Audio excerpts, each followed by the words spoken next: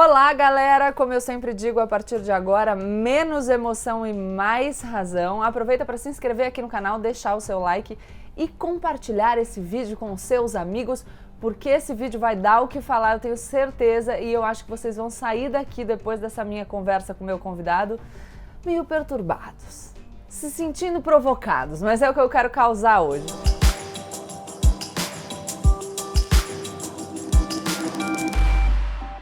Eu vou pegar aqui a minha colinha para apresentar o meu convidado, para não correr o risco de esquecer alguma coisa. O Christian Lynch é doutor em ciência política e é professor de pensamento político brasileiro no Instituto de Estudos Sociais e Políticos da Universidade do Estado do Rio de Janeiro.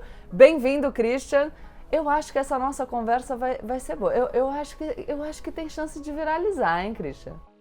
Assim esperamos todos, né? Tudo bom, Gabriela? Que bom estar com você aqui. Que bom, tudo ótimo. Tenho visto aí os seus vídeos, os seus tweets, todas as suas participações. Acho muito legais. Conheci o Christian no Twitter. Alguma coisa de bom, né? Que o Twitter pode nos proporcionar.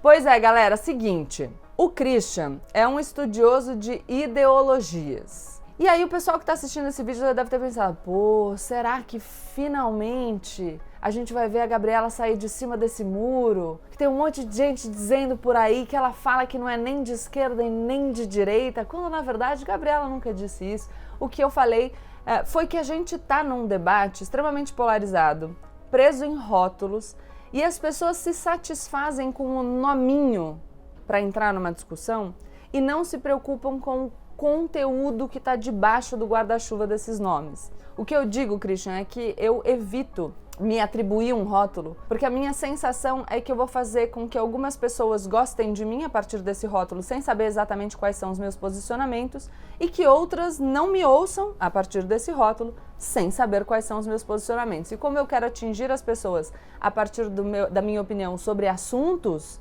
eu prefiro dizer, descubra você mesmo. Ouça aqui as minhas opiniões e tente me colocar no espectro político onde você acha que eu me encaixo. A minha pergunta para você é, você acha que a gente está preso nessa discussão em cima de nomes, essa discussão binária de esquerda e direita? E o quanto isso é um simplificador que não nos ajuda a progredir no debate político? Esse é um negócio complicado pelo seguinte, o debate ideológico ele é movimentado por ideologias. As ideologias são compostas por conceitos. E os significados dos conceitos, liberdade, democracia, igualdade, progresso, regresso, reação, o significado desses conceitos, eles são disputados pelas ideologias. Quando alguém de uma ideologia fala em liberdade, por exemplo, quando o Bolsonaro fala em liberdade, não é aquilo que um liberal democrata quer dizer por liberdade. E também não tem a ver com o que o socialista diz que é a liberdade.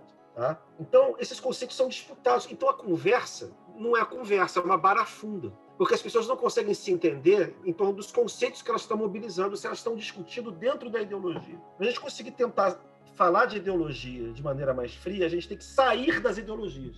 É claro que a gente não tem como sair inteiramente das ideologias, porque as ideologias são visões de mundo. A gente tem que suspender o juízo e tentar se afastar para olhar de longe quais são as características dessas ideologias que estão em pugna. Porque quando você está embaixo, está todo mundo brigando, ninguém se entende. Se você for de esquerda, você vai brigar com outro cara que diz que é de esquerda, dizendo que ele não é de esquerda. E a mesma coisa na direita, tá? E a mesma coisa no centro. A gente está tendo essa confusão de se você é liberal, não é, se o Guedes é liberal, não é, entendeu? Os nomes, os termos não têm um significado fixo. Então, aquilo que é liberdade para uns não é liberdade para outros. O que eu costumo dizer para justificar essa não atribuição de um rótulo é que a gente não parte de um mesmo referencial teórico. A pessoa diz A e ela está dizendo uma coisa, mas as outras pessoas estão entendendo coisas absolutamente diferentes. Porque a gente olha para as coisas a partir da nossa bolha. E o interessante é, acho que talvez por um fenômeno agravado pelas redes sociais, a gente tem a sensação de que todo mundo está falando a mesma linguagem que a nossa, mas não é isso. A gente tem essa sensação porque a gente está dentro de uma bolha e não consegue perceber que existem pessoas com visões absolutamente distintas. Eu já vi você numa entrevista sua com o Pedro Doria, aliás, de quem eu gosto muito também, dizendo que essa coisa de esquerda e direita, binária, e que vai para uma coisa de bom e mal, é uma lógica antiga e que a gente precisaria superar isso para conseguir enriquecer o debate? As ideologias propriamente ditas modernas, elas aparecem no final, na virada do século XVIII para o XIX, quando começa a ter massa, quando começa a ter público. Porque a ideologia é a forma pela qual um cidadão numa democracia consegue se orientar politicamente. Ideologia aqui não tem, como eu estou empregando aqui, não tem um sentido marxista, de que é uma enganação, de que é uma forma de ocultar a realidade. Olha que interessante aqui, só vou pontuar uma coisa, porque você diz, ideologia, como eu estou usando aqui, não tem o sentido marxista. A gente já viu que o próprio termo ideologia pode ter significados distintos a partir do lugar de onde se fala. Exato. Tem dois... O conceito de ideologia tem dois significados maiores. Um é o de ideologia, que é esse que é usado no debate público pelo pessoal que está brigando. Quer dizer, a minha ideologia é aquela que mostra a verdade da política, como ela é realista, e ela está identificada com o ideal de justiça. Então, e a sua é falsa e promove a injustiça. Simplificando aqui, mas do ponto de vista marxista é esse. E esse é um negócio que foi tão bom na luta política que esse significado foi apropriado para as outras ideologias também. Para dizer que a delas é que era a verdadeira e as outras que eram falsas. Mas ideologia, como eu estou falando aqui, não é nesse sentido. Ideologia é como visões de mundo diferentes que as pessoas têm no mundo democrático. O que acontece com o mundo democrático? No mundo oligárquico, você se orienta politicamente não só pela concepção de justiça, mas também pela experiência. A gente chama isso de política como prudência. É o que a gente tem um pouco no nosso cotidiano micro.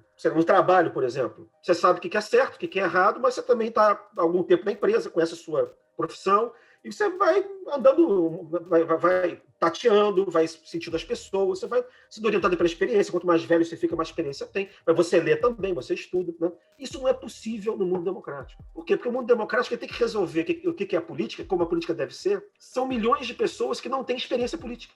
Elas não podem ser vereadoras, deputados, senadores, não tem um cargo para todo mundo. Então, nesse sentido, a ideologia é uma coisa boa, porque ela serve de um simplificador da realidade e te permite se orientar e votar de acordo com os seus valores, os seus sentimentos. Né? Então, nesse sentido, ela é uma coisa boa, porque sem ideologia não era impossível ter democracia. Tá? Então, compreendido isso, aí a gente tem uma primeira possibilidade de entender as ideologias, que é pelos lugares que elas ocupam. Existe esquerda, existe direita? Existe. Isso aparece na Revolução Francesa, todo mundo sabe. Esquerda e direita é um antagonismo, é uma posição binária que funciona melhor em tempos de profundo antagonismo. Guerra civil. Né? Não é à toa que ela aparece na Revolução Francesa. E aqui só... blocos muito bem determinados em época de guerra. E ali, na Revolução Francesa, a esquerda aparece como um pensamento que hoje não é o de esquerda. Então, o significado também muda ao longo do tempo, né? Esquerda e direita não tem conteúdo próprio. Esquerda e direita são lugares onde você está na discussão política. E os lugares não têm conteúdo fixo. Esquerda e direita varia conforme as circunstâncias. A gente pode pensar política em termos de direita e esquerda? Pode, mas a gente tem que pensar como lugares. Você só vê esquerda e direita se você estiver na Lua. Aí você olha para baixo e só vê esquerda e direita. Conforme você vai descendo, você vai percebendo que os lugares são um pouco mais complexos. Quando você desce da Lua para a atmosfera, você percebe que tem esquerda, centro e direita. E quando você desce mais um pouco na atmosfera para chegar, sei lá, a 1 quilômetro de altura, ou um pouquinho mais, né? Muito pouquinho, 10 quilômetros de altura, você começa a ver, na verdade, que dentro de cada um dos três existe uma subdivisão. Então você vai ver que o centro é dividido em centro-direita e centro-esquerda. Você vai ver que a esquerda é dividida em esquerda moderada e extrema esquerda. E você vai ver que a direita também é dividida, que é dividida em direita moderada e extrema direita. Esses extremos não são compatíveis com democracia, mas os outros todos são compatíveis com democracia. Então, esses são os lugares possíveis. Agora eu vou botar as ideologias dentro das caixinhas. Né? O que a gente tem hoje, você tem liberalismo no centro, e ele pode ser mais para a direita ou mais para a esquerda, centro-direita, centro-esquerda. Uma distinção entre liberalismo democrático e um neoliberalismo, que é conservador. A gente tem, no quadradinho do socialismo, o socialismo moderado, na verdade, é uma social-democracia. Né? O governo do Lula, na verdade, era social-democrático. Tá? Dando só um exemplo aqui, assim como o governo Fernando Henrique era liberal-democrático. E você tem a extrema esquerda. A extrema esquerda eram aqueles governos bolchevistas, tipo União Soviética, comunismo real. Né? A versão possível de hoje é o Maduro, é o chavismo, por exemplo, o bolivarianismo, alguma coisa assim. E na extrema-direita, você tem uma direita que é conservadora, mas que é compatível com a democracia, mas você tem também a extrema-direita, que aí é o fascismo. Então, eu acho que por aí a gente já está instalando, né, as ideologias dentro das caixinhas. E aí a gente já complexifica um pouco o cenário para poder começar a conversar sobre essa questão de o que é esquerda, o que não é, o que é liberalismo, o que não é. Né? Então, você pode usar os termos direita e esquerda, mas depende de que altura você está dizendo, de que distância você está se referindo. A gente pode dizer que existe direita e esquerda hoje no Brasil, a gente pode dizer, né? Mas a gente está olhando de longe. A gente dividiria a esquerda e a direita com quem é contra e quem é a favor do governo Bolsonaro, desse ponto de vista. Mas isso é muito pouco. Mas é porque também a gente tem um governo bem para lá da direita. Exatamente. Ele flerta, ele fica na divisa ali entre a extrema-direita, ou direita radical, né, e o conservadorismo moderado. A julgar pelo que os aliados do governo sempre dizem, os militares, o vice-presidente, na verdade, o governo seria um governo conservador que se faz de extremista para conseguir cavar pelo populismo 30% de voto. Né? Mas isso é outra conversa. Lembra o seguinte também, assim, lá de longe, se isso é tudo esquerda e direita, o centro-esquerda é esquerda. Então você, Gabriela, é esquerda, entendeu? Olha o Christian me colocando no espectro político, dando a resposta que o Brasil está curioso para saber. Antes da gente falar desses campos, eu quero te propor o seguinte, porque você diz pra gente, eu tenho dois extremos que extrapolam o campo democrático, porque autoritários. Mas eu tenho dentro ainda do campo democrático um pensamento de esquerda, um pensamento de centro, que cai para centro-esquerda e centro-direita, e um pensamento de direita, que são pensamentos legítimos. E eu acho legítimos e democráticos, numa democracia que é democracia porque plural e porque aceita divergência. E eu acho isso muito interessante porque eu vejo o debate de esquerda e direita, hoje em dia, tal como posto nas redes sociais, eu tenho um pouco de receio dessa demonização do outro lado, colocando como inadmissível tudo aquilo que não sou eu, principalmente porque isso tende para um pensamento que é extremista. Se a gente não aceita a divergência como divergência legítima, se o nosso debatedor, ainda que pense diferente, é visto por nós como inimigo, a gente tem falado muito dessa lógica do inimigo, a gente sai do espaço democrático, né? Claro. Aí a gente tem que pensar o que é democracia. O que é democracia? Quando a gente fala democracia, de novo a gente vai cair no problema do conceito que tem significados disputados. Quando o Bolsonaro fala de democracia, não é aquilo que o Lula quer dizer com democracia, e não é aquilo que o Fernando Henrique quer dizer com democracia. Vamos descer de novo. Democracia é visto da Lua, agora vamos descer. Né? Quando a gente está chegando na atmosfera, democracia é democracia liberal. Essa democracia que a gente conhece, né? Da Segunda Guerra Mundial para cá, ela é uma democracia liberal.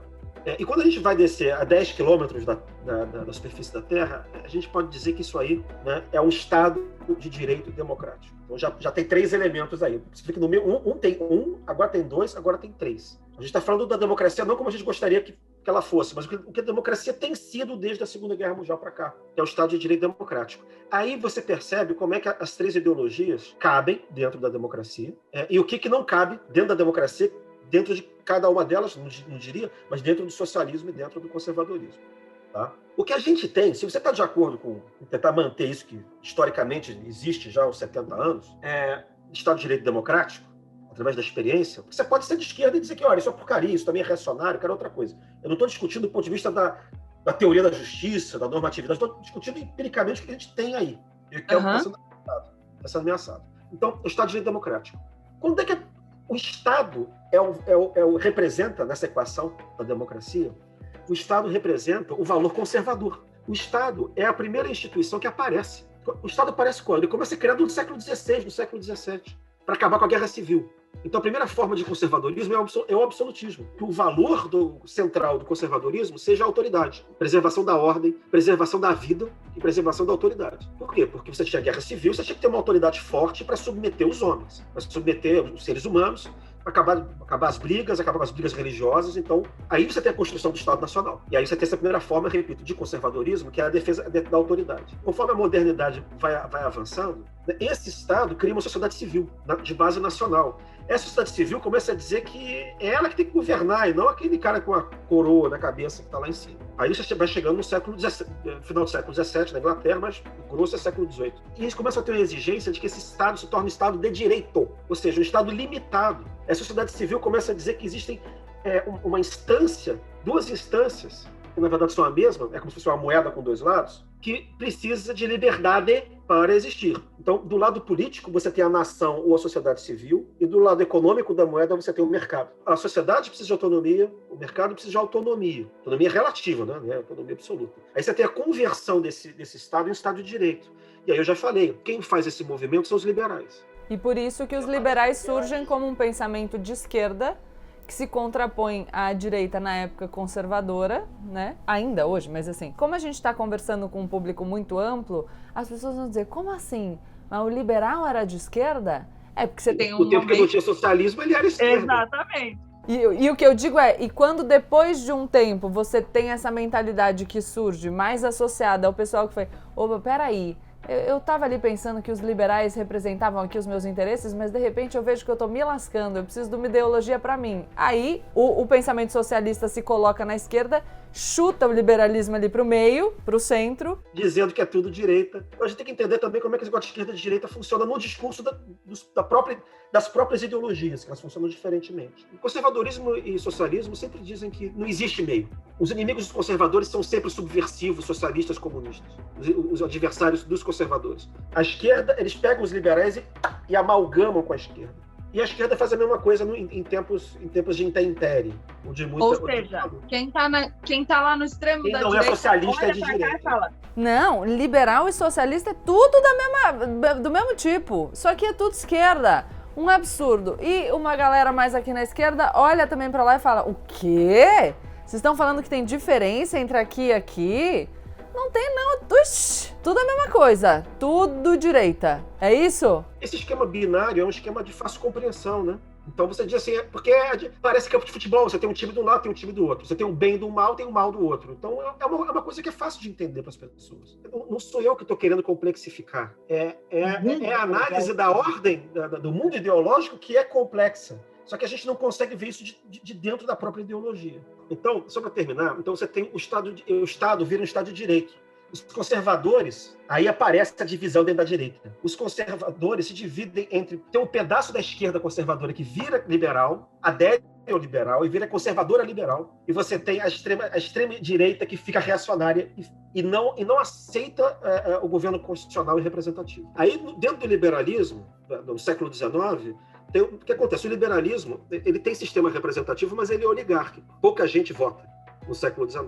Né? E você tem o liberalismo econômico, que vinha em antagonismo ao mercantilismo, que era a política econômica intervencionista do absolutismo. E o que vai acontecer? O processo de democratização vai crescendo, isso é um processo social, é um processo econômico, a riqueza vai crescendo, classes que não se interessavam por política passam a se interessar, começam a achar que a situação delas é injusta, porque elas não podem votar, que o trabalhador é menor do que o aristocrata, do que o burguês. Então, você começa a ter uma pressão, e aí aparece o movimento socialista, né? Que começa a fazer pressão nos liberais e nos conservadores também. Aí o que acontece? Os conservadores batem o pé, os liberais se dividem também, né? Então, o que acontece? Vai ter os liberais que vão ficar liberais democratas, que vão ser favoráveis à entrada de novos atores na cena política, trabalhadores, mulheres, jovens, gente de outras religiões, né? Gente de outras raças. Saindo para a esquerda ali. Isso, eles vão comprar esse negócio, mas você vai ter um pessoal que não vai aderir. É o pessoal que vai querer, porque eles querem manter o liberal. Por que acontece? Aí o problema é a economia. Os liberais, democratas, eles dizem o seguinte, olha, o importante é o Estado de Direito, é preciso ter liberdade para todos. Mas o cara que é miserável não tem como exercer os direitos civis dele. O cara que é miserável, por que adianta ter direito de ir e vir? Você não tem dinheiro para pegar o ônibus que vai do Flamengo até Copacabana. O Estado tem que intervir minimamente para garantir os direitos civis e políticos desse sujeito. Para o liberal-democrata, o liberalismo econômico é uma questão contingente. Ele pode ser liberal econômico ou não ser, dependendo das circunstâncias. Ele pode admitir mais intervencionismo, menos intervencionismo. O ponto central para ele é a democracia liberal. Esse é o pessoal que fica na centro-esquerda. O pessoal que fica na centro-direita do liberal que não vai é o liberal que não quer intervenção do Estado na economia. Isso já no final do século XIX. Não quer. E eles reformulam o liberalismo para dizer que eles que são os verdadeiros liberais e que os liberais democratas, na verdade, eles são socialistas disfarçados. A gente já sabe quem é que está aparecendo aí, né? São os neoliberais. O neoliberalismo não aparece com Mises, com Hayek. Isso é conversa fiada. Ele aparece com Spencer no final do século XIX. Que é essa ideia de que um liberalismo que não tem liberalismo econômico não é liberalismo, é socialismo disfarçado. É uma conversa que vem até hoje. Então você tem esse pessoal dos liberais que não aderem.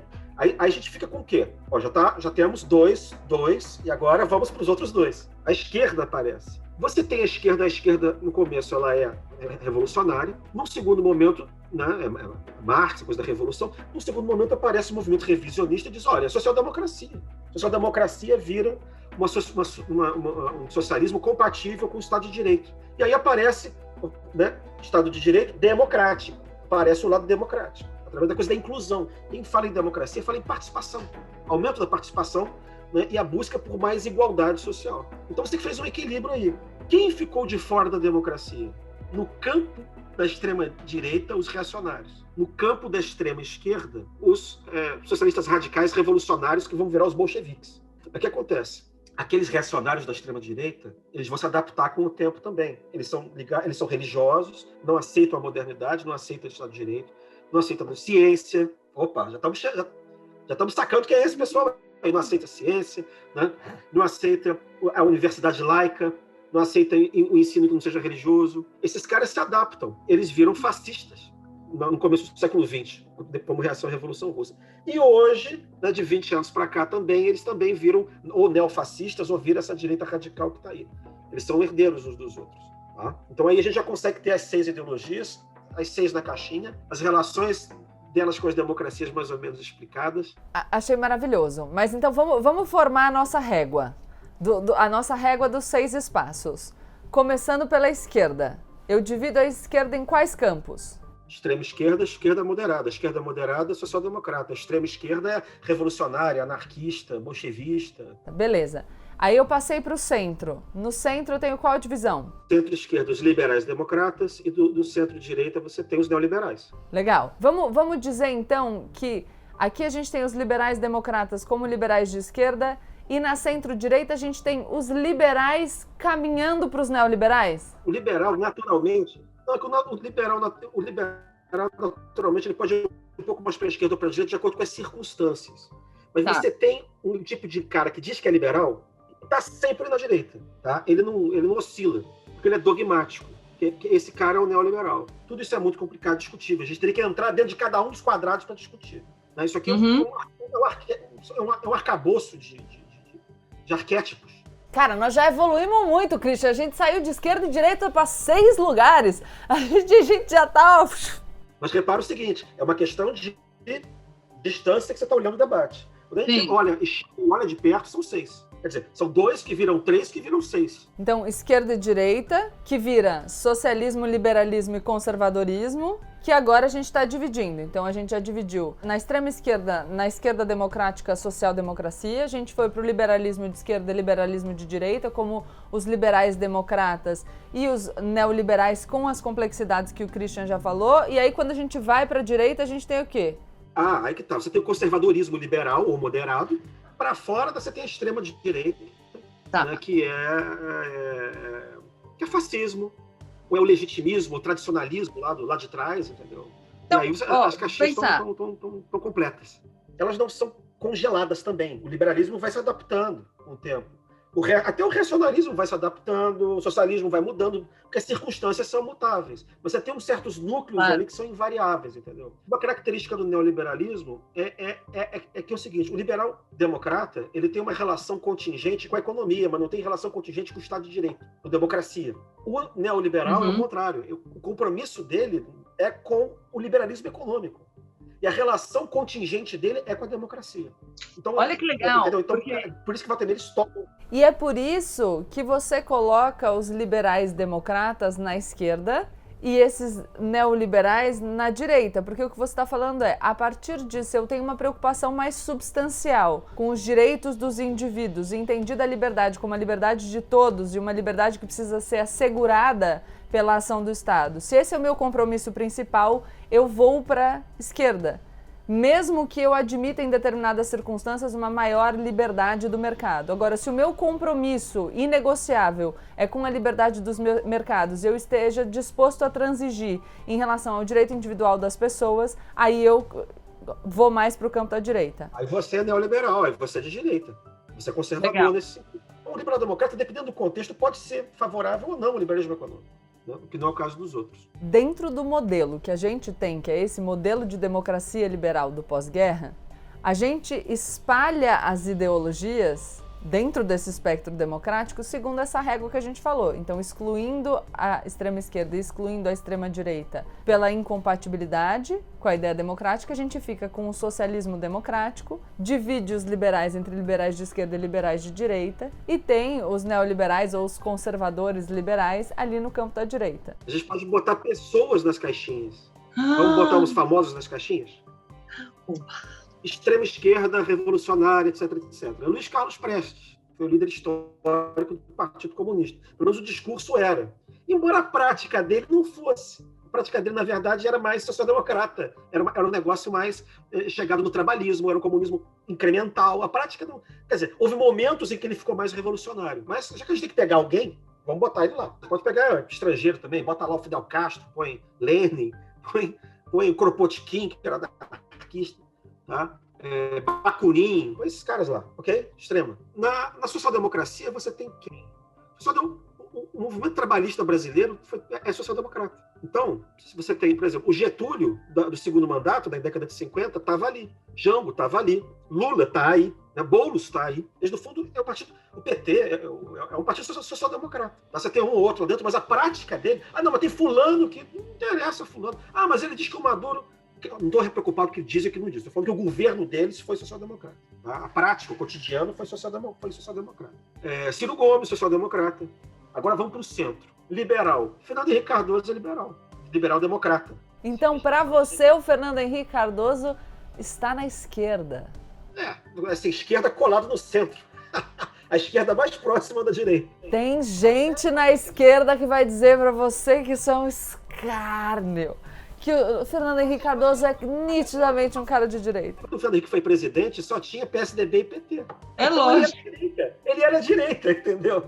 Pela lógica, ele era direita. Porque você não tinha conservador. Os conservadores tinham vergonha de dizer que eram conservadores. O presidente do PFL, que hoje é o DEM, era o senador Jorge Bonhausen. Só que ele perguntaram para ele qual era a ideologia do PFL, que era o partido que tinha sido PDS no regime militar. Sabe o que ele disse?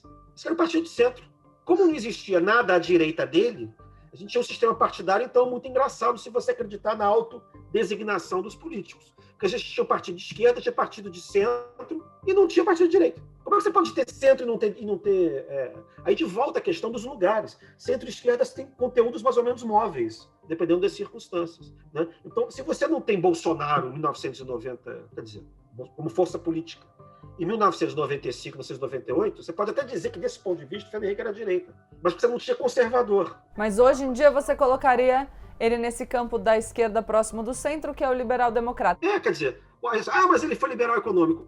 Mas não era antes. E hoje provavelmente também não seria pró-liberalismo econômico como ele foi em algum momento. Aliás, ele foi mais otimista no primeiro mandato do que no segundo, a respeito desse negócio de liberalismo econômico, entendeu? É isso que eu estou falando de relação contingente. Os liberais lá, que falei, da UDN, não eram liberais econômicos. Né?